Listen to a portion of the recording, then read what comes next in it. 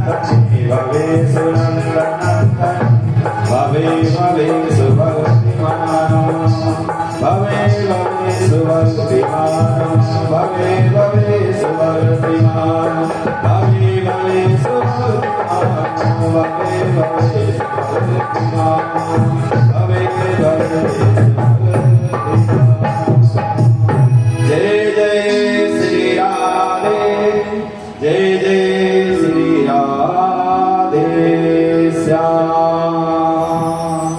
भगवान श्री हरि की परम मंगलमय श्रीमद् भागवत की कथा का कल आप लोगों ने जो श्रवण किया है, परीक्षित जी को श्राप लगा और परीक्षित जी महाराज जी गंगा किनारे चले गए राज्य संपूर्ण त्याग कर। देखो मानव जीवन में समस्या समाधान उतार चढ़ाव तो चलता ही रहेगा। जो मानव के यदि जीवन में सद्गति और भगवान की भक्ति प्राप्ति करनी है और यदि वो अपने जीवन को मंगलमय बनाना चाहता है तो जब परिस्थिति बदल जाए अपने को बदल कर सत्मार्ग का अनुसरण करते आगे चलना चाहिए। ऐसे परीक्षित महाराज जी ने भगवान श्री हरि की अनन्य कथा और सुखदेव जी महाराज जी के चरणों में बैठकर जब कथा श्रवण की और सुखदेव जी महाराज जी ने कहा है, परीक्षित साथ ही तो बहुत होते हैं, यदि जिसमें जीवन को सुधारना है वह कुछ पल में भी अपने जीवन को बदल सकता है। इसका सरकार अनेक प्रश्न किए हैं परीक्षित जी महाराज जी ने। अब परीक्षित जी महाराज जी कहते हैं, गुरुदेव भगवान ये भी बताइए विदुर जी का जीवन और विदुर जी का चरित्र। महाभारत के समय जब देखो जीवन में जब तक धर्मात्मा परिवार में रहते हैं तो वहाँ युद्ध नहीं होता, लड़ाई नहीं होती, झगड़ा नहीं होता। विदुर जी महाराज जब तक वहाँ कौरवों के साथ रहे हैं तब तक महाभारत का युद्ध नहीं हुआ। जब विदुर जी महाराज जी को बार बार धृतराष्ट्र दुर्योधन ने अपमानित किया और गलत सलत कहा, फिर उन्होंने सोचा यहाँ रहना ही ठीक नहीं है तो चले गए थे परीक्षित। और उसके बाद महाभारत का इतना बड़ा युद्ध हुआ। विदुर जी का चरित्र परम मंगलमय है। और इस प्रकार जब परीक्षित जी ने पूछा तो श्री सुखदेव जी महाराज जी कहते हैं, परीक्षित विदुर जी का चरित्र हम आपको सुनाने जा रहे हैं, ध्यान पूर्वक सुनो। एदा तु राजा सुसुतान साधुना पुष्णेन धर्मेण विनाश दृष्टि धातुर्यस्य सुतान निबन्धुना परवसलाक्षा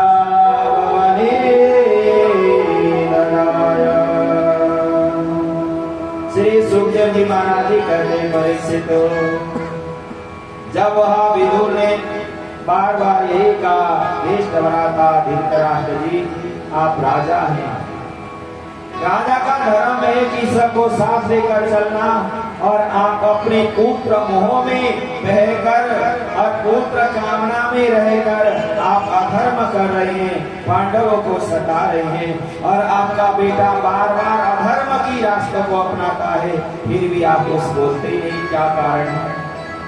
धृतराष्ट्र से कहते हैं, भ्राता आपके बाहर की आंख तो जन्म से अंधे थे, पर पुत्र मोह की दलदल में फंसकर आपकी अंतरात्मा की जो वाणी है और जो आवाज है वो भी आपने बंद कर दी है, इसीलिए मुझे यहाँ रहना ठीक नहीं है। जब बार बार वह धृतराष्ट्र आदि अनेक प्रकार के दुर्योधन ने पांडवों को मारने के लिए जहर के लड्डू खिलाए, लाक्षा भवन बनाकर आग लगा दी। बार बार विदुर जी कहते अनर्थ है, ऐसा मत करो, ऐसा करना नहीं चाहिए। पर वहाँ धृतराष्ट्र जी कुछ भी नहीं कहते, पुत्र मोह की दलदल में फंसकर। जब एक दिन विदुर जी महाराज जी ने कहा, दुर्योधन तू ये अनर्थ कर रहा है, तुझे क्यों लाज होकर ऐसा कार्य नहीं करना चाहिए। तुरंत अपने महामंत्री चाचा जी को कहने लगा, तुम हमारे टुकड़ों में पलते हो और हमारे यहाँ नमक रोटी खाते हो और आज हमें यह रास्ता बताते हो। आपका कोई काम नहीं है, जहाँ जाना है चले जाइए।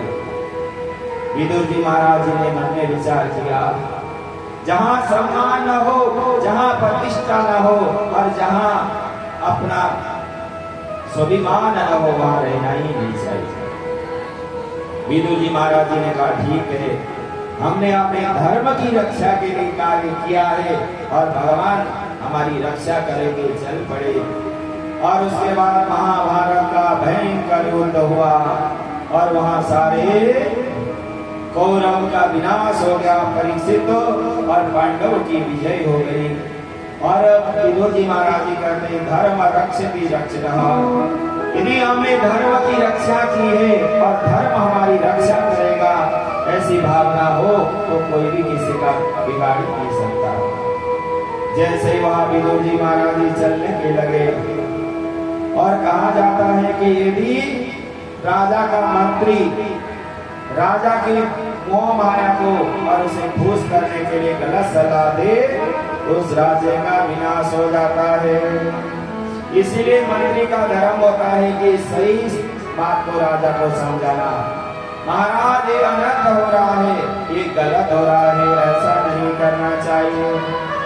इसलिए बाबा तुलसीदास जी भी कहते हैं सचिव गरीब गुरु तीनों, जो प्रिय भोला भया, राज धर्म तनु दिन करे, होई भी गई।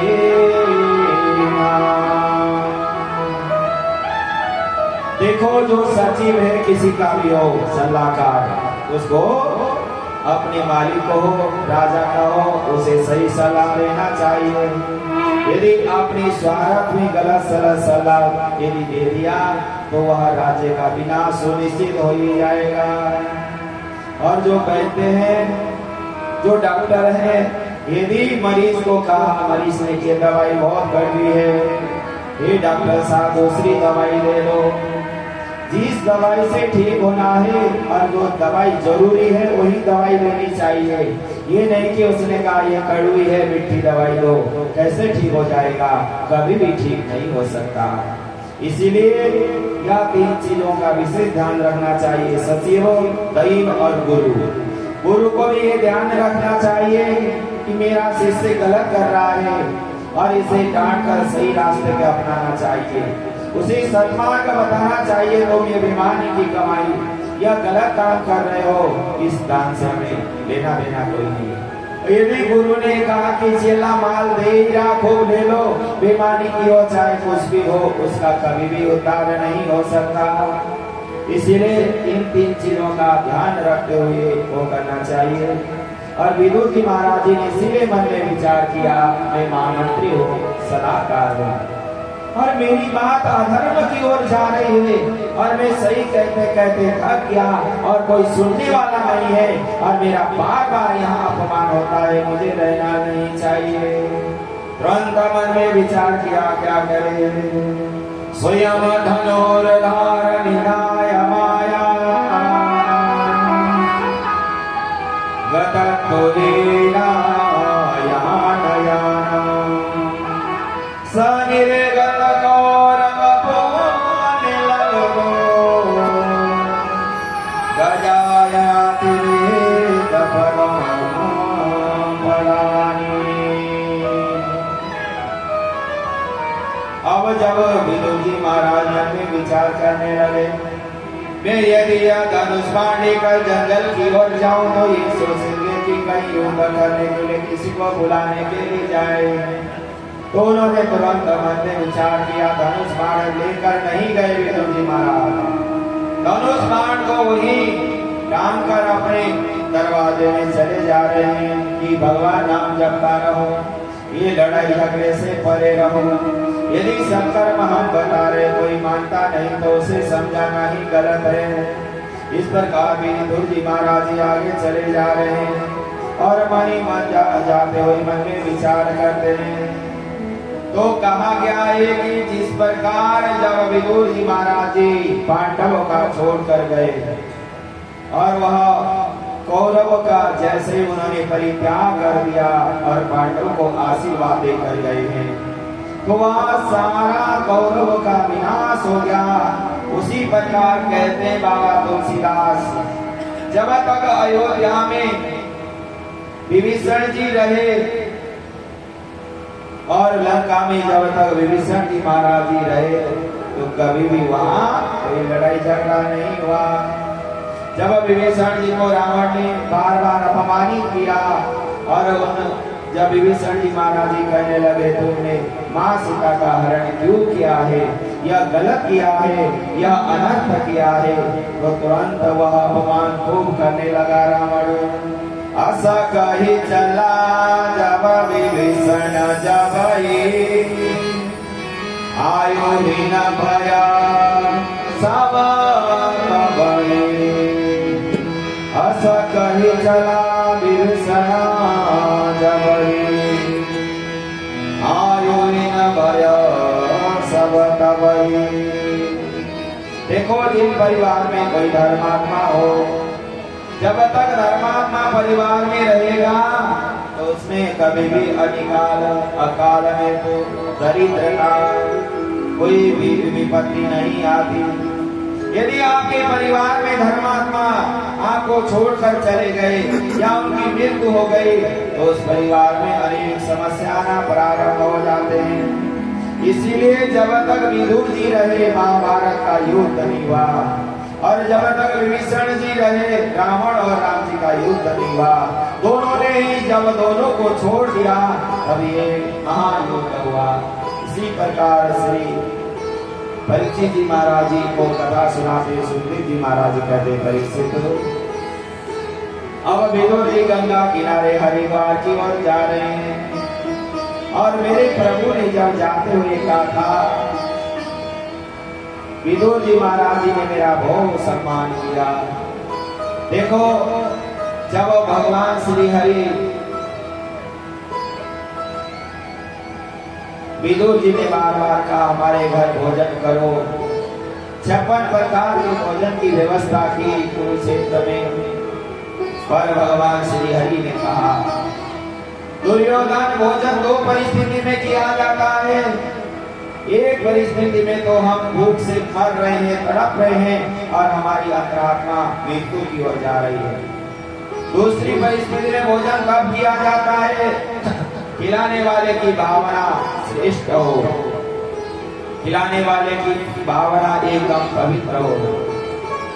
एक तेरे घर हम भोजन नहीं करेंगे, न तो तेरी भावना श्रेष्ठ है, न तो हमारे भूख से हम तड़प कर प्राण होने वाला है।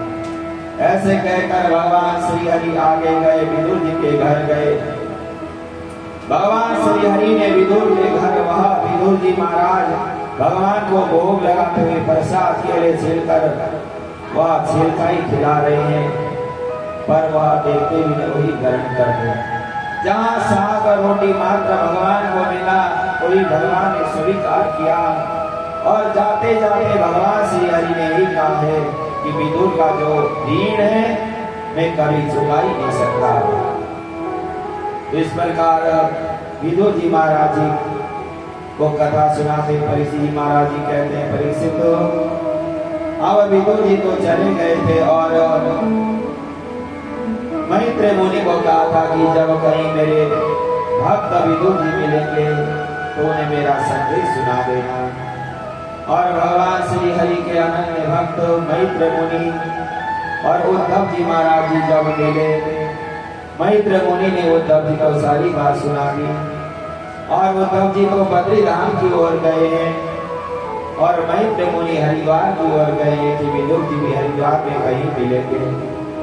और जैसे ही हरिद्वार चले जा रहे हैं वहीं विदुर जी महाराज जी मैत्रेय मुनि को मिलते हैं। और विदुर जी महाराज जी कहते हैं, ऋषि मुनि हे संत महात्मा महाज्ञानी, मैत्रेय ज्ञानी मुनि महाज्ञानी है, सर्वशास्त्रों को जानते हैं। और मन में विचार करने लगे, जब कोई संत महात्मा मिलते हैं तो भगवान की लीला के बारे में। भगवान श्री हरि ने महाभारत का युद्ध समाप्त करके चले गए और प्रभु ने जाते जाते ही कहा था कि विदुर जी कि यदि विदुर मेरा भक्त कहीं मिला तो मेरा संदेश सुना देना और उसका मैं ऋणी हूँ। तो अब तुरंत दोनों गंगा किनारे हरिद्वार में मिल गए। दोनों ने आपस में बात करने लगे। काले न तवानो अर्देना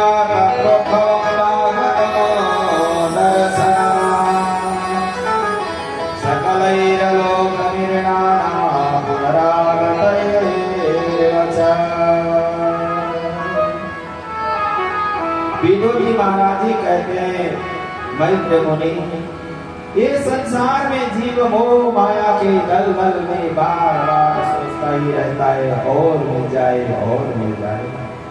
इसे बचने का भी कोई कारण है, इसे बचने का कोई उपाय भी है। आप महाज्ञानी हो, इन प्रश्नों का में आप उत्तर दीजिए। और जितना भी मिल जाए, हर मानव सोचता है और मिल जाए और मिल जाए, इसकी कोई समस्या का समाधान है या नहीं। सुखाय कर्माणि करो लोको नहीं तम सुखम वादो न पारमया बिंदे तो भोया से वदुखयत्र युगम स भगवान वंदयता। मैत्र मुनि कहते हैं कि ये सुख हर मानव ढूंढता ही रहता है। ये सुख कहाँ मिलेगा? ये धराधाम पृथ्वी लोग तो दुखालय है। जहाँ दुखालय में आने के बाद हम सुख ढूंढ रहे हैं। देखो, जहाँ पुस्तकालय में जाओगे पुस्तक मिलेगा, भोजनालय में जाओगे भोजन मिलेगा। इसी प्रकार ये संसार जो मृत्यु लोग ये भूमि है, अपने अपने कर्म अनुसार यहाँ दुख स्वरूप जीवन यापन करते हुए वह अपने जीवन को संपन्न कराना मानव का धर्म है। पर मानव बार बार सुख की मोह माया के दलदल में फंस जाता है। पहले भगवान से कहता है, प्रभु रहने के लिए मकान नहीं है।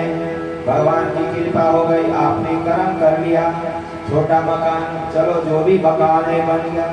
फिर कहने लगे मकान छोटा है, फिर बच्चों की शादी करना है, रिश्तेदार आएंगे, कहाँ रुकाएंगे। फिर भगवान की कृपा से थोड़ा बड़ा मकान हो गया। कारोबार के लिए पहले कहते कि घर का खर्चा चल जाए, फिर घर का खर्चा चलने का भी आपने कार्य को किया।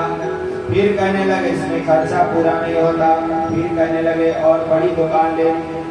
ऐसे करते करते यहाँ दुख रूपी कांटे जब मानव जीवन भर चुभता ही रहेगा, चाहे कितना भी आए, चाहे कितना भी सब कुछ हो, कभी संतुष्ट नहीं होता विदुर जी। और जब कहता है कि मेरा घर से दुकान बहुत दूर है या मेरे घर से ऑफिस बहुत दूर है, भगवान हमें कोई गाड़ी दे। भगवान की कृपा से गाड़ी भी मिल गई। फिर कहने लगा ये गाड़ी तो छोटी है, अच्छी नहीं लगी, बहुत और बड़ी मिल जाए।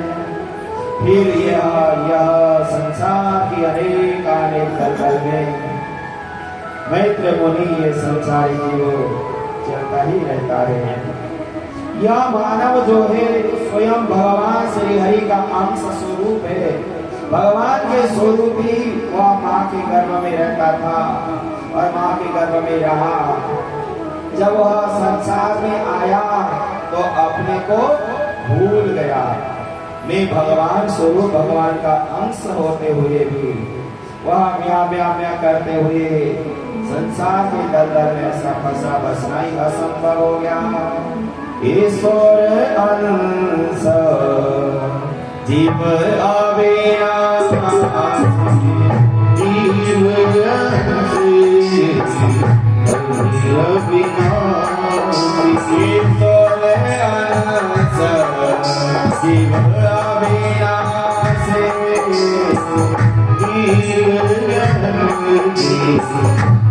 जीव अविनाशी, सेताना आमला सार सुकरा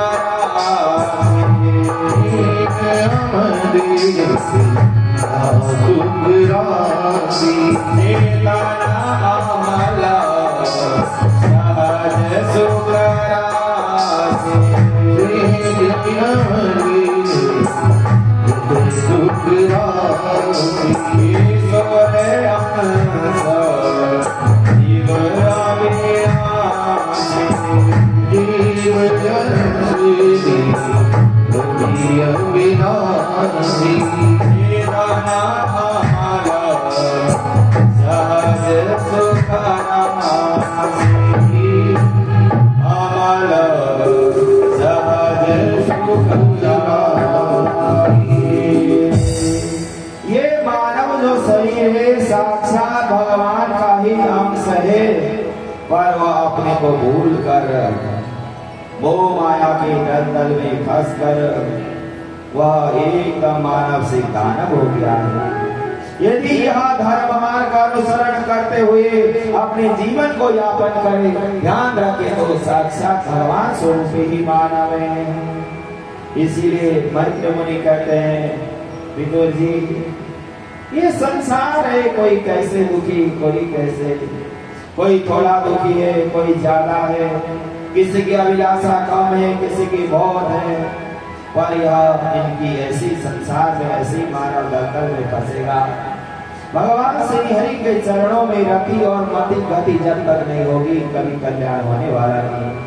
इसलिए इतने शास्त्र पुराण आदि का बार बार वर्णन यही किया जाता है।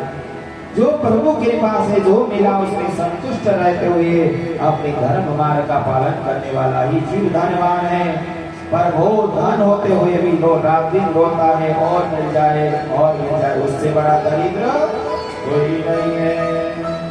कोई मन दुखी, कोई मन दुखी, कोई मन में रहे थोड़े थोड़े सब दुखी, पर सुखी राम जी के कोई धन दुखी, कोई मन दुखी, कोई धन में रहे तबुरा, थोड़े थोड़े सब दुखी, पर सुखी राम जी का। इस प्रकार भगवान श्री हरि के जब शरणागति प्राप्त करेगा तो ही भगवान के परम धाम आदि को प्राप्त कर लेगा।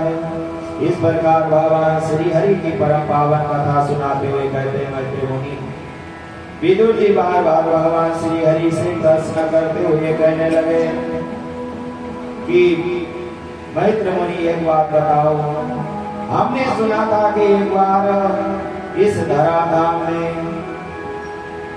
जो इंद्र ने जब गुरुदेव बृहस्पति का सम्मानित नहीं किया, तब वह किसी दानव का भी वह गुरु रूप में धारण करके राज्य क्यों चलाना पड़ा।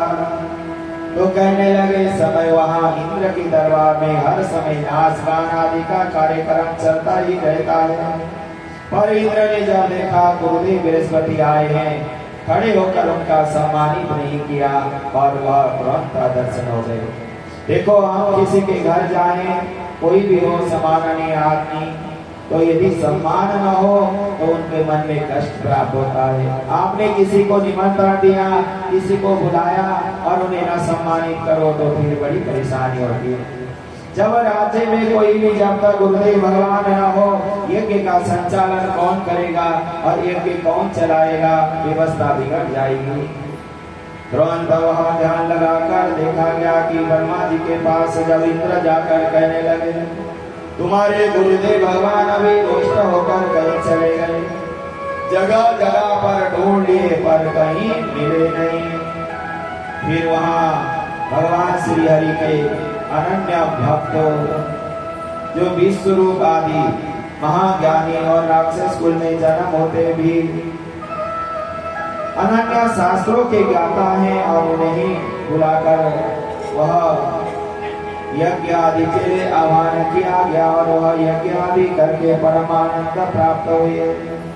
इस प्रकार भगवान श्री हरि के कार्य को करते आगे चले जा रहे हैं।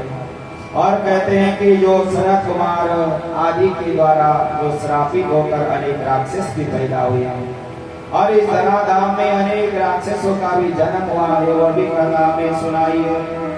मानसा में सुतम यो सम सनकादयः पंचशयाना संयोता पुष्णेना पूजितयेव च। सनत कुमार आदि भगवान श्री हरि के अनन्य भक्त हैं। वह भगवान के दरबार में जब चाहे तभी जा सकते हैं, पर वह एक दिन की बात है, जैसे उनका मन हुआ कि भगवान श्री हरि से मिलने के लिए भगवान के जो द्वारपाल हैं जय और विजय ने जाने से रोक दिया, आप नहीं जा सकते अंदर। उन्होंने श्राप दे दिया, हमें तुम रोकने वाले कौन होते हो? एतो तो पार्षदो मयो जयो विजये वचा इदर्थ कीर्तमाम यद्य यद्वारेण विक्रमये वचा। जैसे रोका तो तुरंत भगवान को पता चला मेरे पार्षदों का अपमान किया गया, पर पार्षदों ने श्राप दे दिया था, जाओ तुम जाकर जड़ राक्षस बन जाओगे, तुमने हमें भगवान से मिलने के लिए रोक दिया। जब भगवान श्री हरि को पता चला कि मेरे पार्षदों को श्राप लग गया है, तुरंत भगवान श्री हरि आकर कहने लगे नाहं विदयेन एवं च विदयेन भुजन्ति एव च। भगवान श्री हरि कहते हैं कि यदि मेरे भक्त का कोई अपमान करता है तो मैं उसे कभी भी छोड़ता नहीं हूँ। इसलिए तुमने मेरा अपमान किया, मेरे भक्तों का अपमान किया है, तुम्हारे को दोबारा जन्म लेना पड़ेगा और मेरे से जब युद्ध करोगे और मेरे से युद्ध में जब वह विजय प्राप्त करोगे तभी तुम्हारा कल्याण होगा। वही श्रापित जय और विजय हिरण्यक्ष और हिरण्यकशिपु होकर जन्म लेकर धराधाम में आए और वही हिरण्यक्ष और हिरण्यकशिपु बड़े शक्तिशाली कश्यप ऋषि के विधि के द्वारा पुत्र आए और वह जैसे हिरण्यक्ष जन्म लेकर आया तो अनेक प्रकार के पाप कर्म करते हुए धराधाम में लड़ाई झगड़ा आदि करने लगा। चारों तरफ भ्रमण करते हुए जब जहाँ कहीं पुण्य कर्म होता है वही बाधा डालता है और जगह जगह घूमते हुए वह गर्जना करता है, यज्ञ अनुष्ठान होने नहीं देता।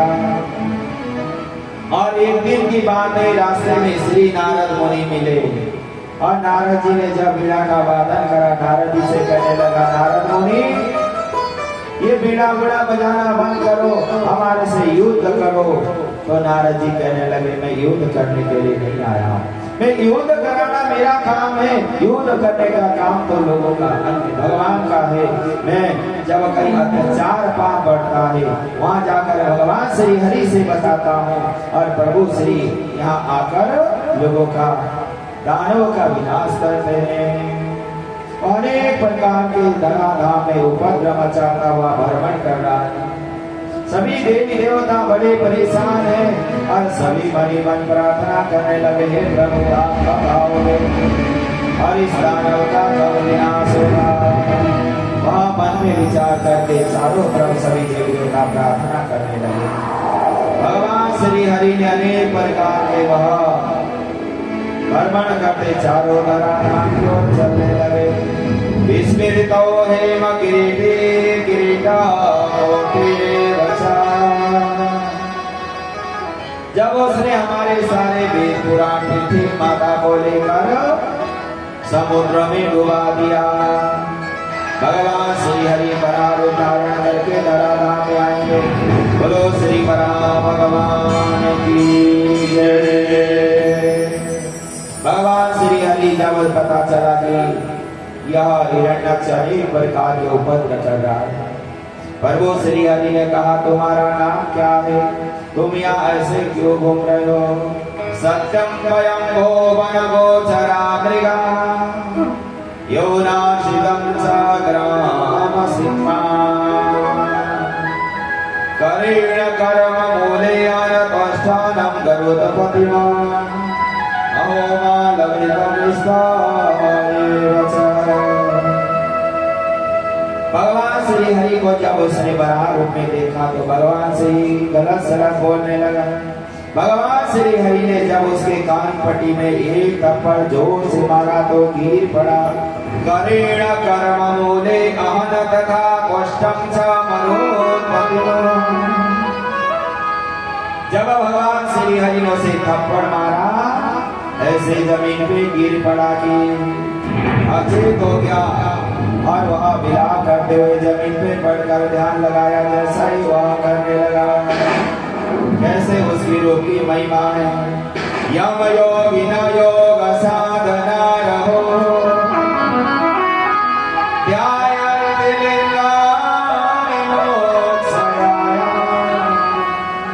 तस्सैव दैत्यभवतो मुखमो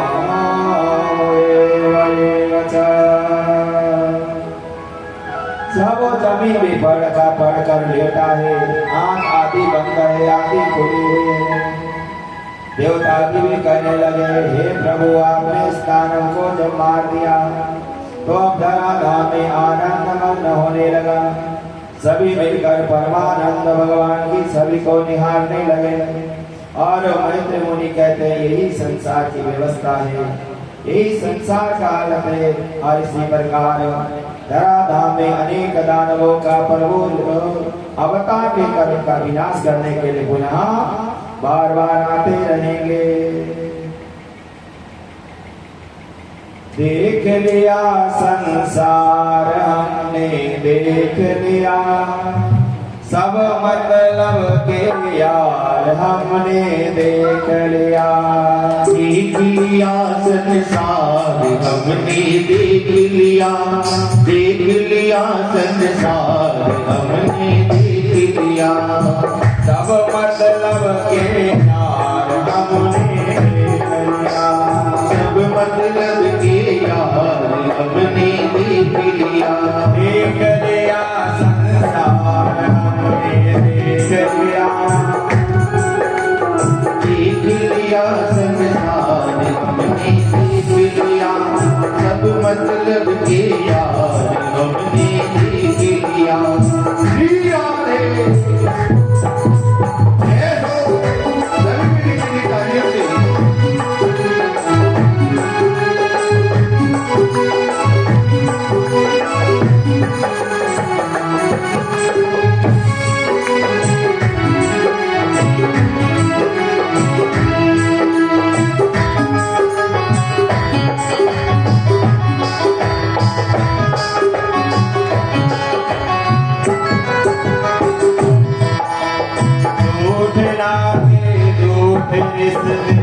झूठा है संसार हमने देख लिया।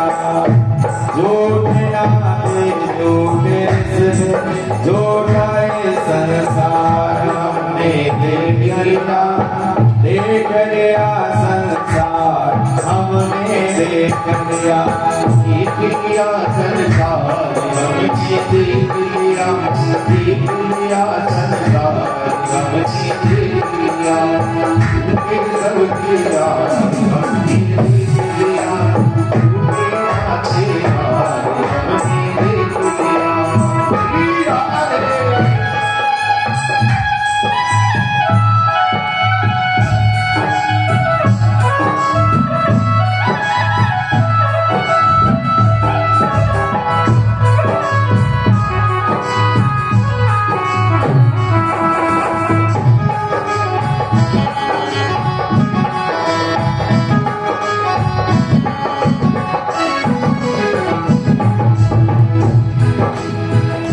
धन निरोग धन जब देव में जब तक मन में सेवा करेंगे जब तक। धन निरोग धन देव में जब तक मन से सेवा करेंगे जब तक। मानेगा परिवार हमने देख लिया, मानेगा परिवार हमने देख लिया। देख लिया संसार हमने देख लिया, देख लिया संसार हमने देख लिया। सब मतलब के यार हमने देख लिया। सब मतलब के यार हमने देख लिया।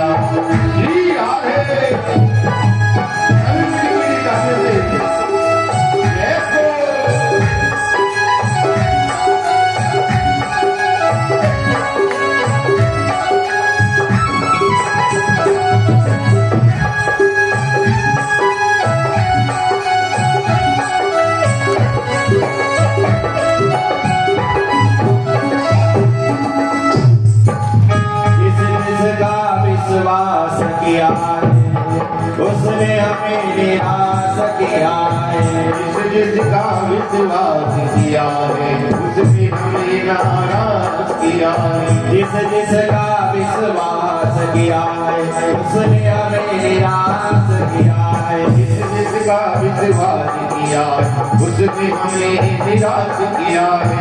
बनकर रिश्तेदार हमने देख लिया, बनकर रिश्तेदार हमने देख लिया, संसार हमने देख लिया, देख लिया संसार हमने देख लिया, मतलब के सब यार हमने देख लिया। देख लिया संसार हमने देख लिया, सब मतलब के यार हमने देख लिया। लिया संसार हमने देख लिया, सब मतलब के यार हमने देख लिया। देख लिया संसार हमने देख लिया, सब मतलब के यार हमने देख लिया। सब मतलब के यार हमने देख लिया, सब मतलब के यार हमने देख लिया। जय जय श्री श्याम। भगवान श्री हरि की परम मंगलमय कथा। अब परीक्षित जी महाराज जी कहते, गुरुदेव भगवान, हमने सुना है कि कपिल जी महाराज जी ने माँ देवहूति को बहुत सुंदर उपदेश दिया था, वो अभी हमें श्रवण कराइए। तो एक समय की बात है कि कर्दम मुनि महाज्ञानी महातपस्वी हैं, पर भगवान श्री हरि की जब आशीर्वाद हुआ, बड़ी तप करते भगवान ने कहा हम तुम्हारे घर जन्म लेकर आएंगे। और उन्होंने शादी की और देवहूति माता शादी करने के बाद कर्दम मुनि की समाधि लग गई। 36,000 वर्ष तक वहाँ समाधिस्थ रहे, फिर भी उनकी धर्मपत्नी ने उनकी खूब सेवा की। और 36,000 वर्ष के बाद जब उनका वह समाधि खुला तो वह प्रश्न करने लगे। और कर्दम जी महाराज जी गदगद हो गए, कहने लगे मांगो, तुम्हारे को क्या चीज चाहिए, तुम्हारी क्या अभिलाषा है। तुमने हमारी बहुत इतने हजारों वर्ष तक सेवा की है, अब जो चाहोगे सोई हम आपको आशीर्वाद मनोकामना प्रदान करेंगे। तुष्टो हम तव मानवे मानदाया शुश्रासाया परमया परयाय समर्था ज्योतिर्मयमेव ते तमसा सुहृददेनो मानवक्षितं समोचितं अपक्षितं मदर्ते वचा निर्जगायां हृदयेन वीरो विमानमिताय च। जब कर्दम मुनि ने कहा, कहने लगी कि अब आप गंगा में स्नान करो और तीर्थ व्रत आदि करो, और आपके मन में जो भी मनोकामना है सब बताओ, हम आपकी मनोकामना पूर्ण करेंगे। कर्दम मुनि ने वहाँ सोयेच्छा विमान बना दी और विमान में भ्रमण करते करते धराधाम में चारों तरफ भ्रमण करने लगे। और उसके बाद गृहस्थाश्रम को प्रारंभ किया गया। जैसे गृहस्थाश्रम की ओर अग्रसर हुए, उनके घर 9 कन्या का जन्म हुआ है। और जो 9 कन्या है वही सप्तऋषि आदि को उन्होंने कन्यादान कर दिए बड़े होने के बाद। फिर वह कहने लगे कि हमें अब तुम्हारी मनोकामना गृहस्थ आश्रम का आनंद भी हुआ, कन्या की शादी भी हो गई, और अनेक संत महात्मा बड़े विद्वान लोगों को कन्यादान किया गया। तो अब हमें अंतिम समय में तप करने के लिए जंगल की ओर जाना चाहिए। कहा जाता है कि अपना अंतिम समय भगवत धाम के लिए प्रदान करना चाहिए।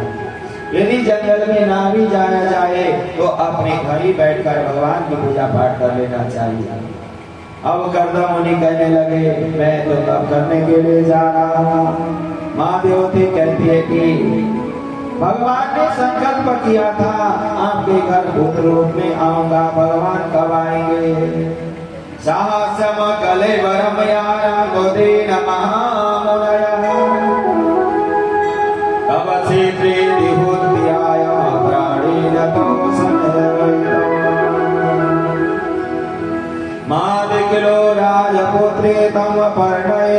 प्रकृतिरेव च भगताक्षरमेव सर्वैवं भूतमापन्मध्यैव च। अब भगवान की कृपा से उनके घर में बालक रूप में कपिल मुनि का अवतार हो चुका है। बोलो श्री कपिल जी महाराज की। भगवान स्वरूप श्री कपिल मुनि का अवतार हुआ और अब वह आनंद मग्न छाने लगे। प्रभु की कृपा हो गई। अब जब कपिल का जन्म हो चुका है तो कर्म मुनि कहने लगे मैं तो तब के लिए जा रहा हूँ। ये मानव शरीर अंतिम समय में तब के लिए ही है और मेरा कार्य पूर्ण हुआ। कन्या का विवाह हो गया, बेटा भी बहुत सुंदर घर में जन्म लेकर आया है और आप माँ बेटे यहाँ रहना चाहे रहो, नहीं तो आप ही तब करने जाओ, मैं भी जा रहा हूँ। कर्दम मुनि चले गए तब के लिए। माँ देवती कहने लगी कपिल मुनि से आप मेरे पुत्र मात्र नहीं है, आप साक्षात श्री हरि प्रभु हैं और आपको मैं बहुत सारे प्रश्न करना चाहती हूँ। अरे मानव जीवन के बारे में जो दलदल में फंसा हुआ जीव का उद्धार कैसे होगा? ये मोह माया और दलदल में जो मोह माया की गठरी का जो बंधन कैसे समाप्त होगा? आप ये सारी बात की मुझे आज पुत्र नहीं मेरे गुरुदेव बनकर मुझे कथा सुनाइए। एक माँ अपने बेटे को ऐसे प्रश्न कर रही है। साक्षात श्री प्रभु श्री हरि कपिल मुनि बैठ गए और उनके चरणों में माँ देवती ने भी आसन लगा लिया और प्रश्न किया है क्या? निर्विघ्ना नितरा भूयना सवित्रेण परसणा येन सम्भाव्यमानेन परपन्नायं तव प्रभु तव प्रभु। माँ देवती पूछती है बेटा मैं एक स्त्री जाति की हूँ, मुझे कोई ज्ञान नहीं है और ये मोह माया के दलदल में जो फंसा हुआ जीव का उद्धार कैसे होगा? हमें क्या करना चाहिए? क्या सत्य है, क्या असत है, क्या उचित है, क्या अनुचित है? सारे चीजों का वह जो मोह माया के दलदल में हम फंसे उसे रस्सी को काट कर भगवत धाम भगवान की कृपा और आशीर्वाद कैसे प्राप्त होगा? वो सारी चीज हमें बताओ। तुरंत कहने लगी मैं आपके शरण में आई हूँ और मुझे सारे प्रश्नों का उत्तर चाहिए। तम पागताहं शरणम शरण्यम तम पागताहं शरणम शरण्यम तम पागताहं शरणम शरण्यम जो वेद संसार करो दुखारम तम पागताहं शरणम शरण्यम जो वेद संसार करो दुखारम दिव्याशयाय प्रकृते पुरुषस्य नमामि सर्वं सेदमिदं दिव्याशयाय प्रकृते पुरुषस्य नमामि सर्वं सेदमिदं तम पागताहं शरणं शरण्यं जो वेद संसार करो उद्धारम तम पागताहं शरणं शरण्यं जो वेद संसार करो उद्धारम दिव्याशयाय प्रकृते पुरुषस्य नमामि सर्वं सेदमिदं तम पागताहं शरणं शरण्यं तम पागताहं शरणं शरण्यं तम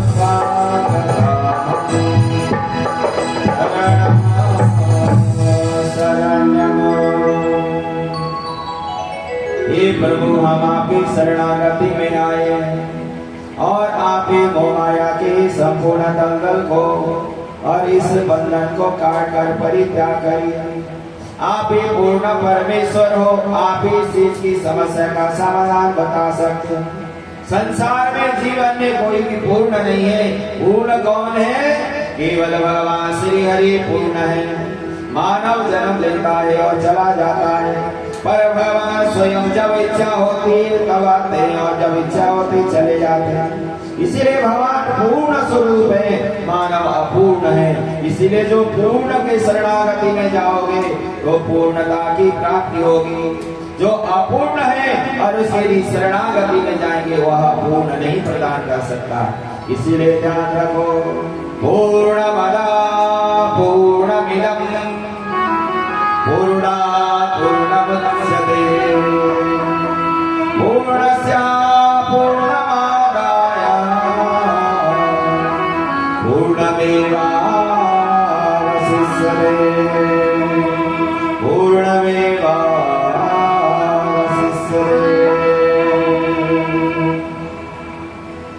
श्री कपिल मुनि कहते, मां यदि पूर्ण के शरणागति जाओगे पूर्णता की प्राप्ति होगी, और भगवान श्री हरि के भक्तों की शरणागति लोगे तभी भगवान की कथा मिलेगी।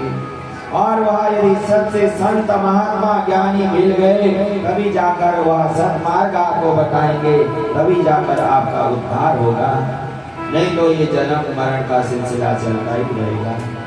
तो माँ कहती है कि कौन संत है, कौन असंत है, कौन सत्य है, कौन असत्य है, कौन ज्ञानी है, कौन मूर्ख है, कैसे पता चलेगा? इनके क्या लक्षण हैं? श्री कपिल मुनि कहते, ध्यान पूर्वक सुनो, हम सारी चीजों का लक्षण आपको बता रहे हैं। महात्मा कौन है? तितिक्षवा कारुणिका सुहृदा सर्वदेहिना अजातशत्रुवा संता साधवा साधुभूषणा। महामुनि कपिल कहते, मां साधु के लक्षण कैसे? तितिक्षवा, जो सभी जीवों में, संसारी जितने में जीव में प्राण है वो अपना समझते। कारुणिका, वो संसार में जितने भी लोगों को कष्ट देकर दुखी हो जाते हैं और ये कहते हम अपना सुख उन्हें प्रदान कर दें। ऐसे कारुणिक संत के शरणागति पाओ। सुहृदया, जो संसार में जितने भी जीव हैं वह सभी को जो अपना मित्र मानता है, अपने परिवार को सदस्य मानता है। सर्वदेहिना, जो सर्वदेह जिनमें भी है वह सबको अपना मानकर सम्मानित करता है। अजातशत्रुवा, जो कभी भी किसी मोह के दलदल में न बंधा हुआ, अजात रहकर जो भगवान की शरणागति में लगा रहता है। शांतवः, जो शांत रहता है, कोई कभी भी किसी चीज की कोई अति आवश्यकता लालच के दलदल में नहीं फंसता। साधवा साधुभूषणा,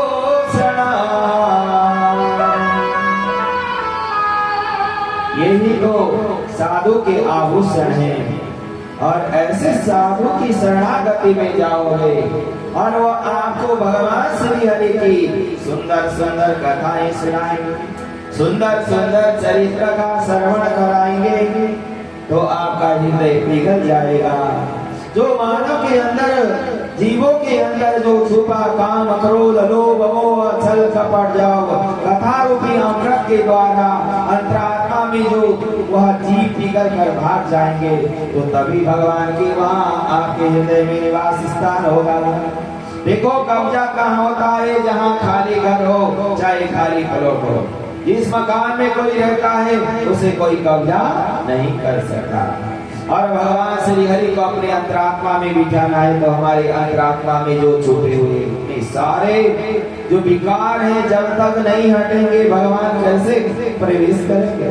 नहीं कर पाएंगे। इसीलिए भगवान श्री हरि को अंतरात्मा में बिठाना माँ, तो ये अंदर के बैठे हुए जो काम क्रोध लोभ आदि है सबका परित्याग करना चाहिए। और एक बात का विशेष ध्यान रखना चाहिए, निजा प्रभु माया देखा ये जगता के सन करे विरोध।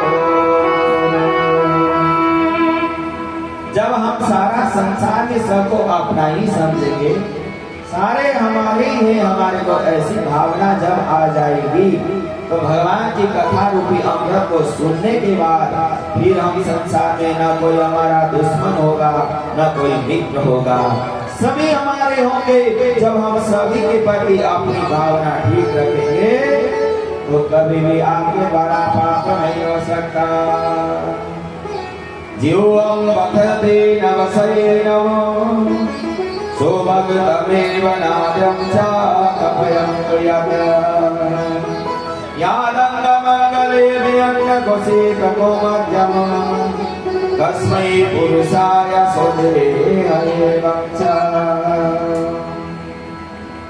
जब हमें ये विश्वास होता है कि हमारे शरीर का कोई भी अंग जब चोट लगता है कष्ट होता है ना, इसी प्रकार संसार के सभी जीवों को हम अपना समझेंगे, ये लगेगा कि ये मेरा मित्र, ये ना परिवार के सदस्य कष्ट हो रहा है और मुझे भी होगा, ऐसी भावना होगी तो दोस्त की प्रति भावना किसी के प्रति नहीं होगी। तभी जाकर माँ भगवान की शरणागति मिलेगी और तब जाकर आपने काम करना है। भगवान के चरणों में बैठकर जब आप भगवान की कथा को सुनोगे, कथा रूपी अमृत जब हृदय में बिठाओगे, आपके नेत्रासुर की धारा बहने लगेगी और भगवान की छवि का निहारोगे। मेरे प्रभु कितने करुणामय हैं और कितने भक्त वत्सल हैं, और वह संसारी जीवों के कल्याण के लिए बार बार जन्म लेकर आते हैं। अपने भक्तों के उद्धार के लिए उनकी महिमा का खूब गान करोगे तो क्या होगा। सतम प्रसंगा भवन्ति कर्ण रसायना एव कथा जो नमेवं सररायणाय भवन्नैव भवेव च। जब भगवान श्री हरि के चरणों में एकदम सुंदर सुंदर जो शंख चक्र आदि के जो चरणों में चिन्ह हैं और भगवान के ललाट में तिलक का जो धारण किया है, कस्तूरी तिलकम ललाट पटले, जो भगवान श्री हरि का जो पीतांबर धारण किए हुए, ऐसे सभी को निहारोगे और ये विचार करोगे कि जो भगवान श्री हरि जब दुष्टों का विनाश करने के लिए चलते हैं और भक्तों का उद्धार करने के लिए जब बार बार धराधाम में आते, तो आपके जो अधरोष्ट आदि के द्वारा भगवान की महिमा का गुणगान करो और भगवान श्री हरि की छवि को निहारते हुए और देखते हुए जब वहाँ नेत्रासुर की जब धारा बहोगे, तभी जाकर भगवान श्री हरि की कृपा होगी। तुरंत देवती कहते हैं भगवान कहाँ कहाँ रहते हैं वह भी बताइए। और कपिल मुनि कहते हैं माँ, घर में बैठे हुए माता पिता गुरुजन समान्य जन उनका आप अपमान करो। आप चाहे मंदिर में जाकर जितनी पूजा कर लो, कितना ही पाठ कर लो, कितना ही भंडारे कर लो, कोई फायदा नहीं। यदि साक्षात भगवान श्री हरि ने मानव को जन्म देकर धराधाम में भेजा है और आप सारे जीवों की दोष करते हो, लड़ाई करते हो, झगड़ा करते हो, और जिस मानव ने जिन भगवान को बनाया है मूर्तियों को आप उसे पूछते हो, वो आपको कोई फल मिलने वाला नहीं है। यदि आपने जो साक्षात चल फिर रहे हैं और जो बोल भी रहे हैं, शंकर उनका अपमान करें और जिस मानव ने जिस भगवान को बना उसकी पूजा करें, वह केवल राख में आहुति डालने के समान है। उसका फल कब मिलेगा आपको? जब आप अपने बड़ों का, माता पिता गुरुजनों का, संसारी जीवों को समझो ये सब हमारे जैसे हैं, ये भी भगवान के अंश हैं, भगवान के स्वरूप हैं और भगवान ने इन्हें यहाँ भेजा है। ऐसी भावना जिसके मन में होगी माँ, तभी मैं प्राप्त होऊंगा। कहने लगे अहम सर्वभूतेषु भूतात्मा तवस्थितं सदा तव ज्ञानामृतं च कुरुते नाभिडमं मनः। मैं हर जगह हर स्थान पर रहता हूँ, पर जब भक्तों की वहाँ करुणा करता आवाज आती वहीं चला जाता। दीयमानं न गृह्णन्ति विना सेवनं जना।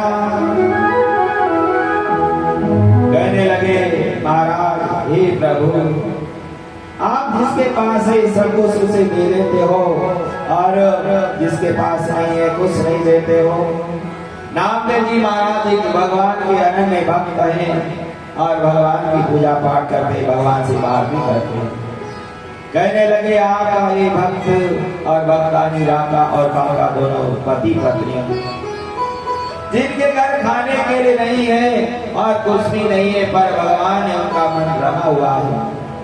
रोज लकड़ी काटने के लिए जंगल में जाते हैं, लकड़ियां काट कर लाते हैं, तो उसके बाद ही भोजन बनता है। फिर जो अतिथि आदि आए उन्हें वहां प्रसादी देने के बाद बचिया तो ग्रहण करते, नहीं तो आनंद मन करते। एक दिन भगवान ने विचार किया मेरा भक्त कितना कभी भी कुछ मांगता ही नहीं। भगवान श्री हरि ने एक रूप धारण करके जब वो सुबह सुबह लकड़ी चूटने के लिए जंगल में जा रहे थे, उनके आगे सोने के असर भी सिक्के डाल दिए कि ये ले जाएं और इनका घर परिवार चले।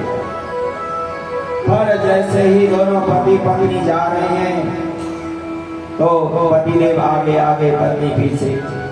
पतिदेव के मन में विचार आया यह सोने के सिक्के मेरी पत्नी ने देख लिया तो आज से कर्म करना छोड़ देगी। तो जैसे आगे आगे थे सिक्कों के ऊपर वहां मिट्टी डालते हुए चले जा रहे। पत्नी ने पीछे से देख लिया महाराज ये क्या हो रहा है। कहने लगे यहाँ सोने के सिक्के यहाँ पड़े हुए हैं, यदि यह सिक्के देखकर तुम्हारे मन में लालच आ जाएगा और तुम हम कर्म करना छोड़ देंगे और हम अधर्म की ओर जाएंगे, जिसके सिक्के होंगे नहीं लिया। इसीलिए हमने सिक्कों के ऊपर मिट्टी डाल दिया। तो उनकी धर्मपत्नी कहती है महाराज आप सोने के सिक्के में मिट्टी डाल रहे हो, पर ये तो मिट्टी में ही मिट्टी है। पत्नी की कितनी गहन विश्वास। उन्होंने कहा ये मिट्टी है, इसमें मिट्टी डालने की कोई आवश्यकता नहीं है। जो भगवान श्री हरि का अनन्य भक्त होता है और वहाँ किसी चीज की किसी से अभिलाषा रखता ही नहीं है। जो मिल जाए सोई बढ़िया, नहीं मिल जाए कोई टेंशन नहीं। अब भगवान ने सोचा लकड़ियां सिक्के तो नहीं ले गए। जंगल में जहाँ वो लकड़ी काटने के लिए जाते थे लकड़ी काट कर रख दिया, जिन्हें काटना ना पड़े। गए वहां लकड़ी तो काटने की जगह नहीं, सब लकड़ी कटी पड़ी हुई है। मन में विचार करने लगे ये लकड़ी किसी की रखी होगी और इन लकड़ियों को ले जाएंगे तो किसी की चीज को उठाना नहीं चाहिए। दोनों पति पत्नी अपने घर चले गए ऐसे ही खाली, और अपने घर जाकर प्रार्थना करने लगे प्रभु आप जो वह अशुभ हमने सोने का दर्शन किया था और आज का दिन ऐसे ही रहना पड़ा, और हमारे कर्म प्रारब्ध में आपकी आशीर्वाद से ही लिखा था, ये नहीं कहा भगवान आपने हमारे ऐसा क्यों किया। फिर भी भगवान का शुक्रिया करें प्रभु, आपकी आशीर्वाद से जो कुछ हो रहा है वही बहुत बढ़िया। न तथा में प्रियतम अन्य योनिरसंकर न संकर्षणो सेवयथा वयम्। इस प्रकार श्री कपिल मुनि कहते हैं रुदंतम विगंतम च कीर्तमं कीर्तिमामेथा अहं देवः सद्गरा करोति एव च। ये मानव शरीर जब तक आदि के लिए ही दिया हुआ है, फिर भी आप इसको नहीं करें तो यह जीवन यूं चला जाएगा।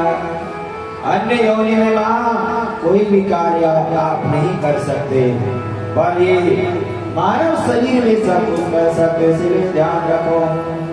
भगवान श्री भोलेनाथ जी कहते हैं, ओ माता ऋण ज्योति सकी नाई, सब ही रचावत राम गोसाई। ओ माता ऋण के नाई, सब ही रचावत राम गोसाई। ये संसार भरा